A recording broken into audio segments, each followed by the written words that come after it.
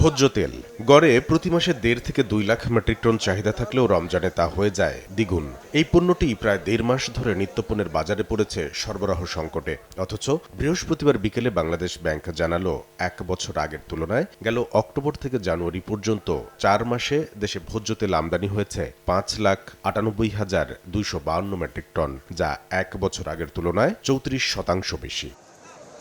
LC নিষ্পত্তির হালনাগাদ ওই পরিসংখ্যানে দেখা যাচ্ছে রমজানের চাহিদা বেড়ে দ্বিগুণ হয়ে যাওয়া পণ্য চিনির আমদানি গেল জানুয়ারি পর্যন্ত 4 মাসে 20% বেড়ে ঠেকেছে 4,54,034 মেট্রিক টনে। বছর জুড়ে এই পণ্যের চাহিদা 18 থেকে 20 লাখ মেট্রিক টন হলেও রমজানেই দরকার হয় প্রায় 3 লাখ মেট্রিক টন। রমজানের চাহিদা বাড়ে ছোলার। বছর জুড়ে 1,40,000 মেট্রিক টন দরকার হলেও রোজার 1 মাসেই প্রয়োজন হয় 90,000 মেট্রিক টনের বেশি। বাংলাদেশ ব্যাংকের তথ্য, গেল জানুয়ারি পর্যন্ত 4 মাসে ছোলা আমদানি হয়েছে 97,555 মেট্রিক টন। বছর ব্যবধানে যা বেড়েছে 64%। এ সময়ে বছর ব্যবধানে খেজুরের আমদানি 23% বেড়ে দাঁড়িয়েছে 14,420 মেট্রিক টনে। অর্ধেক পাউডারে দ্বিগুণ উজ্জ্বলতা। নতুন রিন অ্যাডভান্সড অর্ধেক পাউডারে দ্বিগুণ উজ্জ্বলতা।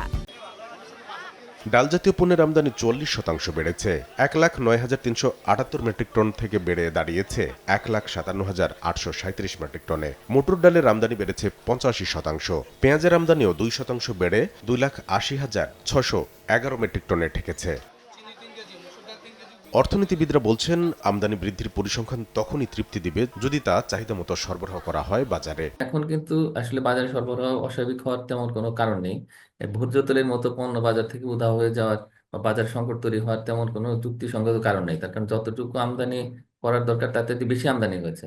এখন বিভিন্ন রকমের কথাবার্তা কিন্তু হচ্ছে যে আসলে মিল গেট থেকে তেল বাজারে আসছে না, তারা ছাড়ছেন।